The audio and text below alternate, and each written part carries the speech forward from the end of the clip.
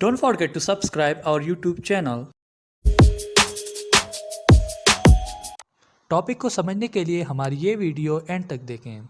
Social communication disorder यानी pragmatic communication disorder, इसमें ये होता है कि जो बच्चा होता है उसको बिल्कुल तरीका नहीं आ रहा, तरीका मतलब बिल्कुल सोशलाइज नहीं होता कि वो किस तरह किस एटीट्यूड में, किस मैनर्स में अगले से बात करना है उसको, मतलब वो अपने बड़ों से किस तरह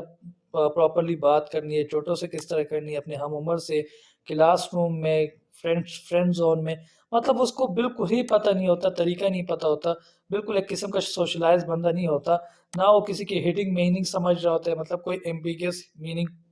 वर्ड्स जो अक्सर लोग आपस में एक दूसरे को बोलते हैं उसकी भी मतलब कोई नहीं समझ पा रहा होता।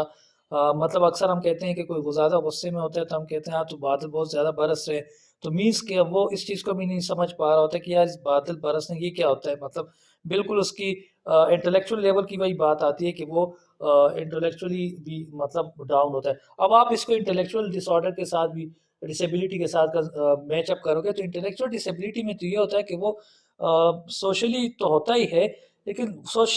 सोशलाइजेशन में प्रॉब्लम आना उस डिसऑर्डर का सिर्फ एक एस्पेक्ट है, उसमें बाकी चीज़ें भी होती हैं साथ कि वो उसकी समझ बूझ, उस चीज़ों को समझना, चीज़ों को करना, चीज़ों को सीखना, उसमें भी उसके प्रॉब्लम्स होते हैं। लेकिन यहाँ पर तो हम सिर्फ सोशल कम्युनिकेशन की बात कर रहे हैं कि अगले के साथ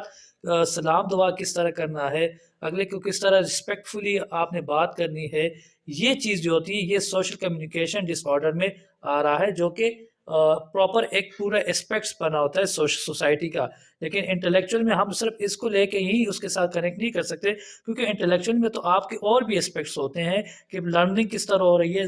चीज़ों को सीख किस तरह आ रहा है, चीज़ों को बता किस तरह रहा है, अपने आइडियाज़ किस तरह ले रहा है, क्रिएटिव है नहीं है, वो तो कॉग्निटिवली आपकी चीज़ें आ जाती है कि आप किस तरह टास्क को परफॉर्म कर सकते हैं नहीं कर सकते, वो उसका। लेकिन सोशल कम्युनिकेशन डिसऑर्डर में जहाँ पे सिर्फ आपने लोगों को देखना है कि अगला बंदा लोगों के साथ क्या ट्रीट कर रहा है, सोसाइटी में किस तरह रह रहा है, किस तरह लोगों की कोड वर्डिंग को किस तरह इंटरप्रेट कर सकता है, लोगों के साथ रवैया किस तरह है उसका, मतलब उसका रवैया तो नहीं ठीक होता ना जो इस डिसऑर्डर का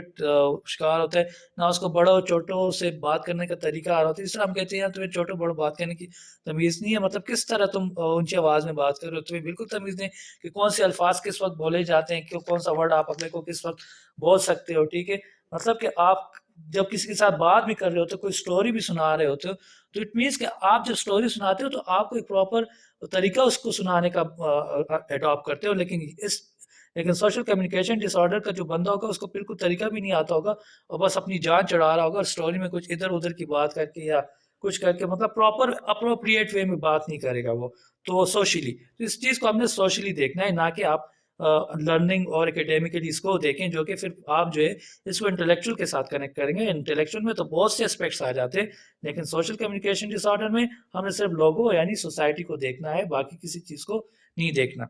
And thank you so much for watching this video, and don't forget to subscribe our YouTube channel.